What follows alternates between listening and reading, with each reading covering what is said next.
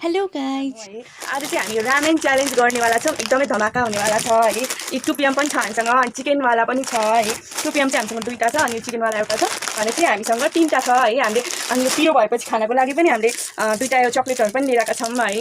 यो चक्लेटहरू चाहिँ हामी एकदमै पिरो हुनेवाला छ आज हामीलाई थाहा छ है गाइज। अनि आज चाहिँ यो रामेन च्यालेन्ज मेरो 2टा कजनसँग चाहिँ म गर्न जाँदैछु। म यो पकाएर एकदम रेडी गरेर दौडी दौडी आउँछु है। अहिले चाहिँ मेरो लागि वेट गरिदिनुहोस् 2 मिनट ओन्ली ल। By by. हेलो नमस्ते गाइज है। आज चाहिँ हाम्रो यो फर्स्ट भिडियो हो है। अनि आज चाहिँ हामीले रामेन च्यालेन्ज गर्छौँ भनेर सोचेको। अनि उहाँहरू चाहिँ मेरो भाइ बहिनी हो, दिदी हो, उहाँ बहिनी हो है। अनि आज चाहिँ अब रामेन हाम्रो हेर्नु यस्तो दामी रामेन छ, एकदमै पिरो छ है। हामी 3जनाले भाग लगाएको छौँ। 2 PM र चिकन लिइरहेको छौँ हामीले है। एन्ड अब हामी स्टार्ट गर्न जाँदैछौँ है। कस्तो हुन्छ हेरौँ है। फर्स्ट टाइम हो भिडियो गर्न लाग्यो। अनि हामीले एउटा चक्लेटहरू पनि राखेका छौँ है। पिरो भयो भने खानुपर्छ पछि भनेर पहिला खान पाइन्छ, पानी चाहिँ खान पाइन्छ। यो चाहिँ हाम्रो रुल हो है। पानी चाहिँ खान पाइन्छ तर चक्लेटहरू चाहिँ सिधै पहिले खान पाइँदैन, 30 सेकेन्ड पछि मात्र खान पाइन्छ। हाम्रो भाइहरू टाइम हेरिरहनु हुन्छ है। हामी पछि यो भिडियोमा टाइम पनि राख्नेछौँ है। अब चाहिँ हामी स्टार्ट गर्छौँ। लेट्स बिगिन है त। Okay 1 2 3 go.